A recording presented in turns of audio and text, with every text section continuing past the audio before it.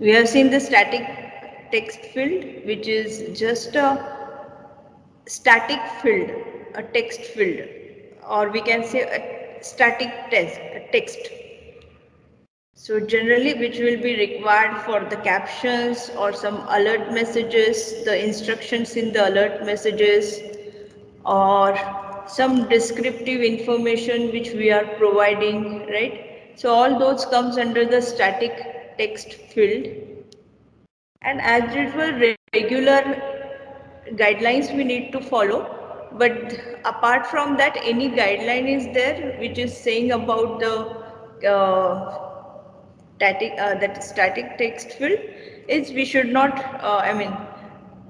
we have to include the colon if it is a caption. If it is a static text field is a caption, then we should have a colon. Then only it can understand that it's a caption. But if it is a normal instructional or some prompting information, something, some headline you're giving for something, then there is no need of colon. Or some descriptive information, just regular guidelines we can follow. Then group boxes we have seen. Then we have seen the column headings yesterday, right? And general guidelines with the column headings. And now the next is tool tip. So everybody know this tool tip. So what exactly this tool tip?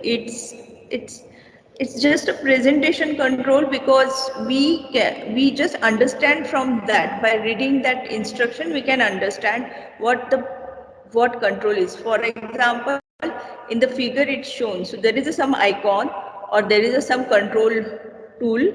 Okay, if you click on that, so what exactly that? So if I take a mouse on that, my lower right corner, a small pop-up box will come up, which will tell the information regarding this control box or this control button, right? So that is what a tool tip. So here also you can see, if I put it on the layout, so if I stay for some time, after 2-3 seconds, the down one pop-up box came, which is talking about what exactly this control.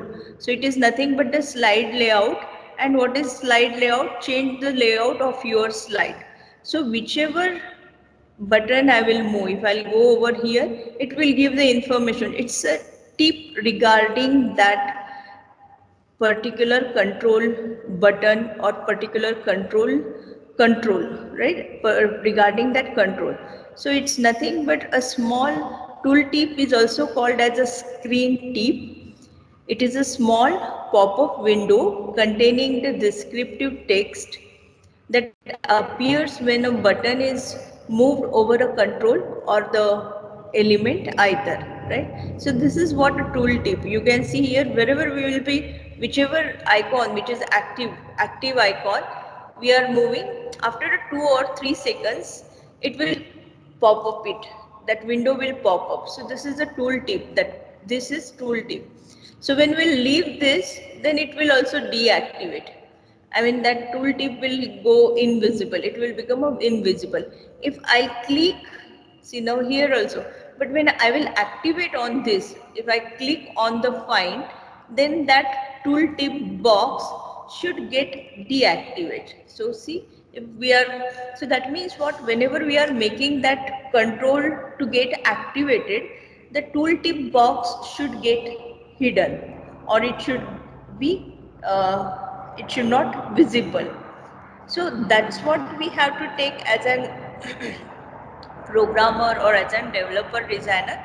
We have to take care of all these things, right, when it comes with respect to tooltip. So what is the purpose of that? To provide a descriptive information about the control or a screen element.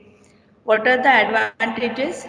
Identifies an otherwise unidentified control. So sometimes just by looking any of this, will not understand what exactly this control is. Now if we say arrange, so arranging of what? right? Just by reading, just by looking at arrange icon, I cannot make out what exactly it will arrange. But if I keep on that and if I will read the tooltip, arrange the objects on the slide by changing their order, position and rotation. You can also group multiple objects together so that they will be treated like a single object. So we'll get an idea, okay, this particular control element is regarding this arranging the objects, right?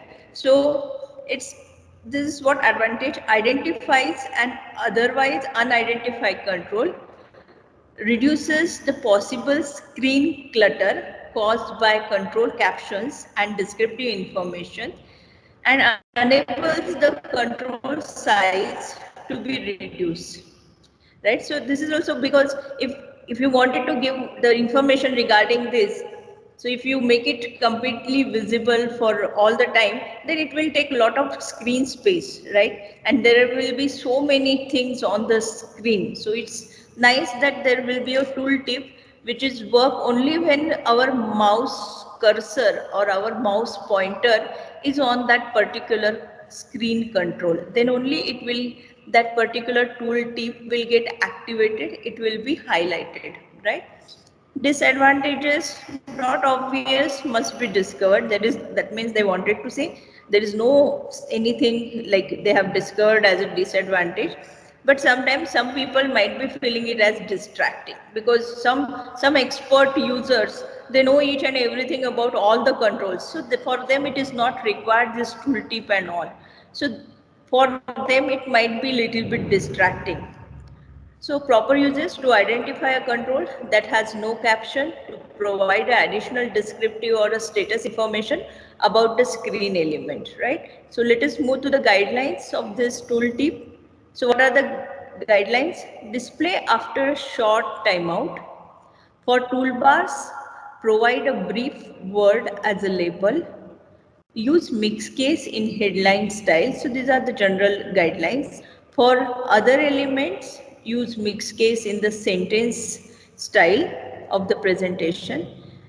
Present a tooltip at the lower right edge of the pointer. Then display them fully on the screen. For the text boxes, display tooltips centered under the control panel. Under the control. Display them in the standard system tooltip corner. Remove the tooltip when the control is activated or pointer is moved away, and don't substitute tooltip for a good design. Right? So these are the general guidelines with respect to tooltip, which is some of them are very general guidelines which we are using for the other control controls also. Some of them are dedicated for the tooltips also, tooltip only. For example, display after a short timeout, remove the tooltip when the control is activated and the pointer is moved away or the pointer is moved away. So all these are the specific guidelines with respect to tooltips. So whatever the tooltips you are using, like for here arrange, it's a big sentence, right? When it's a big sentence, you cannot use mixed case. That means you cannot use the every word's first letter to be capital.